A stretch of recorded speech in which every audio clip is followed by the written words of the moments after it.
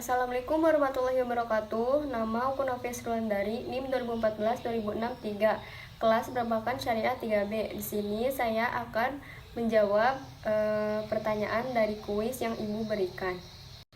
Jelaskan sejarah berdirinya Bank Syariah di Indonesia.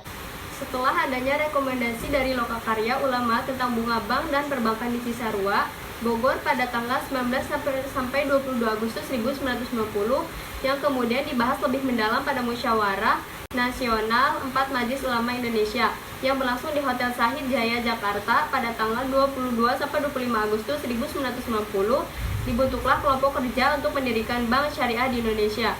Bank Muamalat Indonesia lahir sebagai hasil kerja tim perbankan MUI tersebut.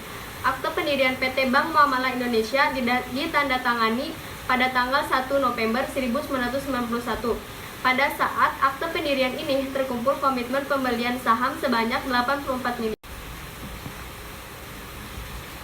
Pada tanggal 3 November 1991 dalam acara silaturahmi Presiden di Istana Bogor dapat dipenuhi dengan total komitmen modal di sektor awal sebesar Rp106.126.382.000. Dengan terkumpulnya modal awal tersebut, pada tanggal 1 Mei 1992, Bank Muamalat Indonesia mulai beroperasi. Kemudian diikuti dengan kemunculan Undang-Undang Nomor 7 Tahun 1992 tentang perbankan, di mana perbankan bagi hasil diakomodasi. Sebutkan dan jelaskan akad jual beli yang digunakan pada perbankan syariah. Yang pertama ada murabahah, ada salam, istisna, mudharabah, wadiah, musyarakah, ijarah, hiwalah, rahan, al-qad, wakalah, al-kafalah, al-saf, dan al-ijarah.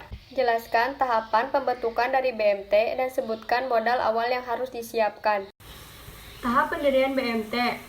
Yang pertama, Pramakarsa membentuk panitia penyiapan pendirian BMT di lokasi tertentu.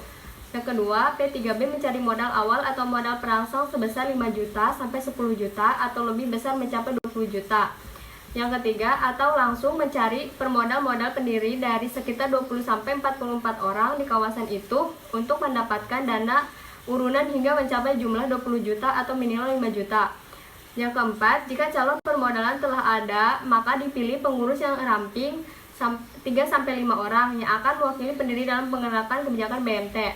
Yang kelima, melatih 3 calon pengelola dengan menghubungkan pusdiklat, Pinbuk, provinsi atau kabupaten kota. Yang keenam, melaksanakan persiapan-persiapan sarana perkantoran dan formulir yang diperlukan. Yang ketujuh, menjalankan bisnis operasi BMT secara profesional dan sehat.